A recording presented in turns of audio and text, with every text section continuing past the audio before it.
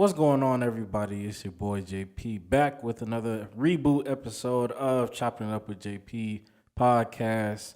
Make sure, just before we get started, and I'll explain everything soon. So make sure you like, comment, share, subscribe. Make sure you follow me on Spotify, on Apple Podcasts, wherever that you follow me on this podcast. Make sure you show some love. I appreciate y'all. And let's get right to it. I know I've been away for a while. Yeah, it's been a minute.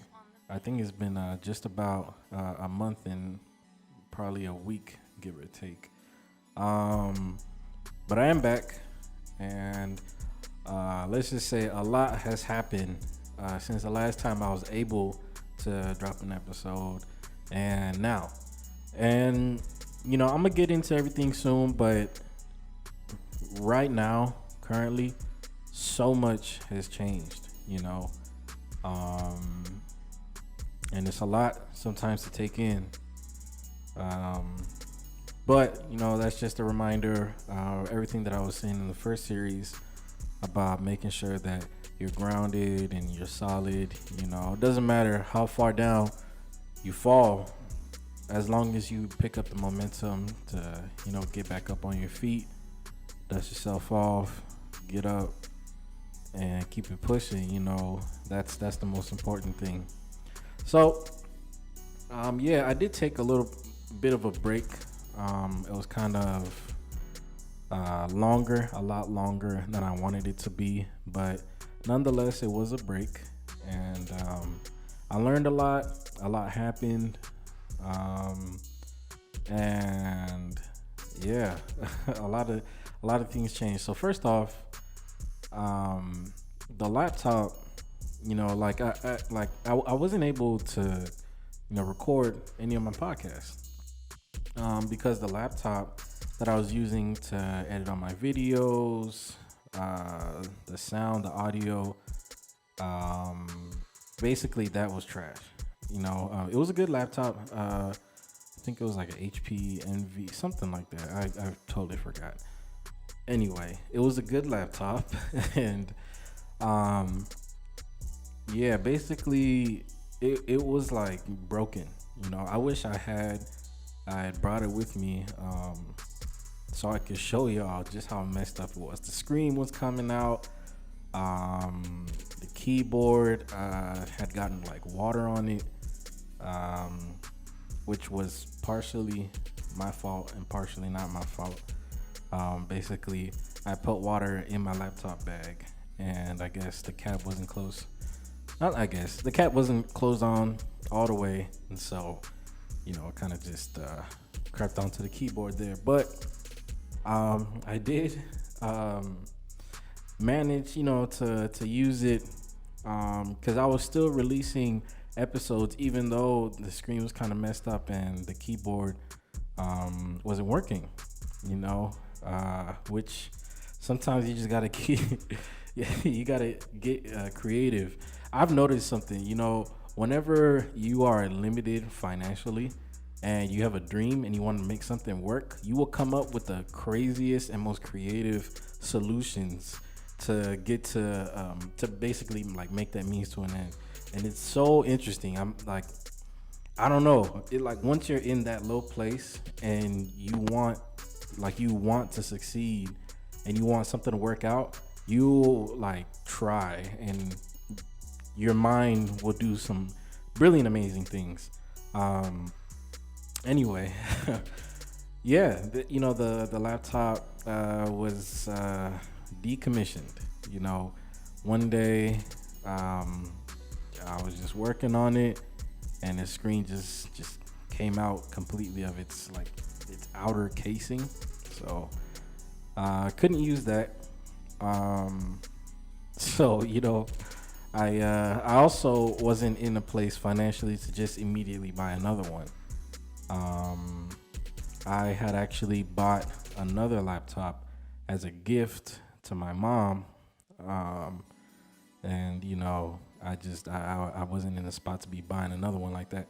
So for a while I was just contemplating, well, I have some significant events coming up. Should I just commit to maybe just doing audio again? And that wasn't going to work out for me either, because I had done an interview with a couple people. I'm pretty sure y'all saw the interview with Joseph Big General, and that was doing well, which I probably will be re-releasing that episode, just to get some kinks out of there, and to that one was a little less fine-tuned. So expect another episode, at least on YouTube, not on Spotify, Apple Podcasts.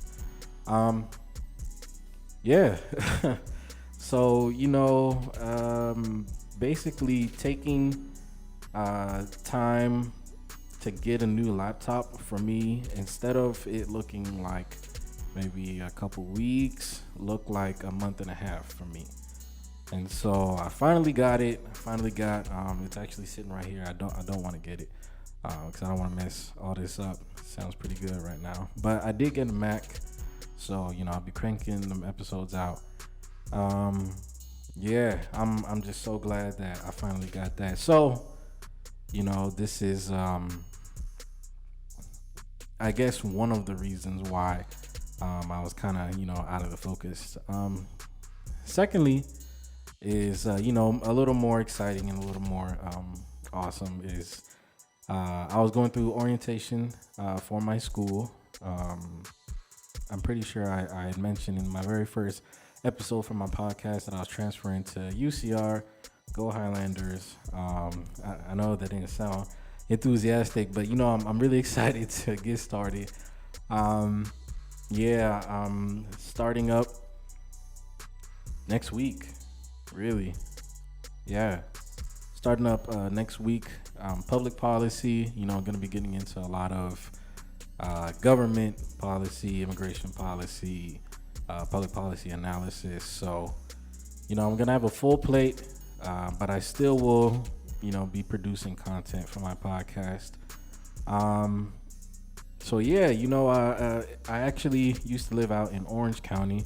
For those of y'all that do know me, probably weren't aware, but I moved out. I moved out of my parents' place, and I came out to an apartment complex out here by UCR. I think walking distance from UCR is probably like, 15-20 minutes. So it's pretty close. I'm really glad that I found this spot. I'm excited, and here's where I am now. So that's another reason, just moving, adjusting, making sure I get everything in order. All of that took some time, took some patience, took some resilience, but I finally got it. I finally got a stable footing. Actually, like I said, I didn't have my laptop pretty much up until I got it last week, Friday. So, straight to work with it. You know what I'm saying? Right when I buy it, getting back on the grind for this podcast. So, I'm really excited. It's a new stage of my life. I'm not, like surrounded around family anymore, and I'm sure a lot of people are probably going through the same thing. But this is a big step. Everybody that knows me knows that this is a big step in my life, and I couldn't be more excited. This is just such a blessing for me to be able to be sitting here and recording this podcast here. There's nothing like it, So I'm very excited, as you can tell. And that's reason number 2. And reason number 3, that I haven't been, consistently cranking out content. If the first 2 reasons weren't good enough for y'all, is one of my closest, or not closest, but more so personal heroes, Chadwick Boseman, actually passed away of colon cancer. And I was beyond devastated, like just completely shocked, sad, because like I'm not even gonna act like I have to give a reason why I was sad. It was sad. A lot of people took that to heart, um, and a lot of people made initiatives for healing circles, just to talk about the kind of impact that young man had on the black community. And that's exactly why I took it so hard. Is, to me, he was one of the younger positive role models, especially for me, that I could look up to, and I could just watch him on screen and enjoy his artistry and his film work. One of the very first movies that I had watched him in was actually a football movie. It came out in 2008, but he had played Floyd Little in that movie. I'm totally forgetting. I'm blanking out on the name, but that was the very first movie that I had watched a long, long time ago. I think I was like in sixth grade, and it was a great movie. I loved it. He wasn't the main character, but he was one of the he was featured for a good section of the film. So I really, liked his acting style, and obviously, I was a kid, so I love, that whole football kind of environment, which I still do. And I had followed his career from Get On Up to Avengers. He was in, I think his first appearance in Avengers was Civil War, so that was great. Yeah, a lot of hype was around that movie, just seeing Black Panther, especially being the old kid that I am. I was just so excited to finally see a black superhero on TV. You don't see black superheroes ever. The real ones do know that.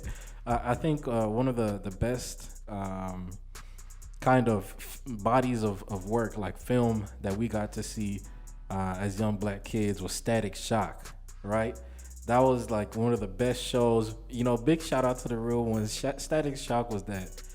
It was the show, but it didn't last very long. And so growing up, you see Superman, Batman, which I still love them. Green Lantern, I think, was one of them was also black. But seeing Black Panther finally, right? Because up in to that point, whenever he would make appearances in like different Marvel shows and whatnot, he was never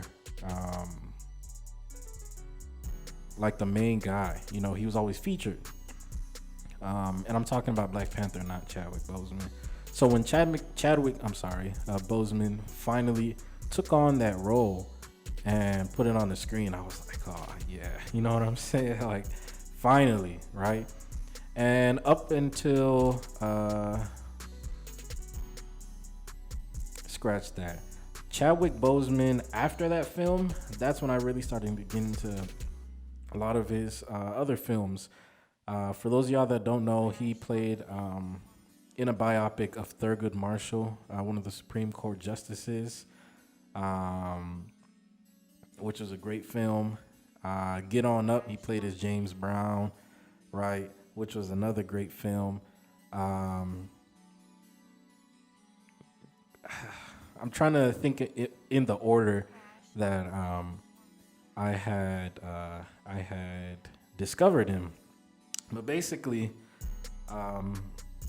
when I had come to that point where I was like, okay, you know what, I'm gonna finally like buy into it, because up to that point I was into like Morgan Freeman, Lorenz Tate, Denzel Washington, of course, still one of my favorite actors, or at least black male role models for me. And when Chadwick Boseman came along, I was like, yeah, I'm buying into it, and yeah, it was great. Really finding out about Chadwick Boseman and his artistry through movies like 21 Bridges, um, movies like um, Message from the King, you know, um, it was tough. It was tough to not know also that that he was sick. You know, when that Black Panther film had come out, I was like, yeah, you know, we're finally gonna have a generational talent. That's what he was. In a lot of respects, I'm sure a lot of people agree with me in that. And it was really devastating for me to find out that he died. So that was another thing that really affected me. Um, yeah, rest in peace to Chadwick Boseman. Um, Another thing that happened to me, I wouldn't say whether that happened to me per se, but I'll say that kind of what I had gone through is really just learning how to discipline myself and learn how to, you know, schedule, how to mature, essentially. You know, is like grow up. I always have considered myself as someone who is a little mature for their age, but I think moving out in an environment where you're very comfortable, where you're, you know, I guess a bit sheltered, it's different, you know, when everything is provided for you. And you know, not everything was provided for me. I still paid my bills for a total of about 4 years. Yeah, basically when I started working and getting money, I was already paying my bills. So for that time, you know, I was still able to take care of myself for the most part, and also help my family out. But once, you know, you kind of have that freedom, so to speak, you don't necessarily have the freedom. You know, you still gotta get to work, you gotta get to bed on time, whatever on time looks like for you. And for me, sometimes that looks like 1 o'clock, 2 o'clock in the morning, waking up around 7, 9 at the latest, right? For me, it was a little hard, you know, just to have to adjust to the fact that I'm taking control of my life 100% now, you know. But like I said, this is a journey that I've been waiting for, and also that I've been preparing for, you know. And this is a great opportunity. I just want to share this real quick with everybody that's, you know, listening. Right now, we're going through a lot, you know. This year has been a year, you know, and I know it, and I've been feeling it, and I've been seeing it, I've been hearing it, I've been going through it just as much as the next person has been going through it. But this year has been a year, and it's been a journey. There's a lot of negative, but there's also a lot of positive. But for me, what this year thus far has done to me, especially before I transition on to, you know, the new stage of my life, my birthday. For me, turning 22, I don't want to be the same. Obviously, nobody likes to remain the same, but I have like this new found conviction, in the sense that I've seen what the world, or what people want to make of black people. Now, because I can speak towards my role as a black man, I'll speak to my role as a black man. I see how a lot of people want to frame black men and how they want to put them in a box and how they want to label them as, inconsistent, lazy, underperforming, underachieving. I can name, violent, right? Ill-mannered. They don't know how to show up on time to anything. They're not timely people, right? Not serious. And it's made me very angry. I remember, just with the interactions that I've had with certain people, whether it's over the phone or at the grocery store, I've kept quiet, but like sometimes you hit that melting point. So for me, it's really been about being consistent. It's really about being a consistent person as far as everything goes for me. A lot of people have been tapping in with me. I haven't been gone by any means. But a lot of people have hit me up, whether they're asking for advice or for help or for guidance. But what I've seen is that the world is becoming inconsistent, right? And as the world is becoming inconsistent with everything, with politics, with the media, with the news, you don't know what to expect, right? I know for me, I don't know what to expect. There could be an asteroid hitting Earth tomorrow, and I'd be like, all right, you know what I'm saying? Because there's just so many things that has happened, right? And so as I've seen the positive outlook of black people, period, diminish, I've seen that as an opportunity to shine and to bring about change and to the tropes, I guess, and to the outlook of the black community as a whole. Because I know that there's a lot of excellence, there's a lot of dedication, there's a lot of love, there's a lot of just beauty in the black community, especially in black men. And, I want to change that. And one of the things that I plan on doing to change that is being consistent with everything. My job, my school, my church, spirituality is very important. With everything, my reading, being consistent with everything. And, it starts with the smallest things. And that's kind of what I was talking about when I was talking about disciplining myself and really making sure that, I'm sharp. Because the world is going to give me a reason, just as a black man, to not be sharp, to not be excellent, to be late to classes, to not take my life seriously. But when you got goals, you know what I'm saying? Can't nobody stop you.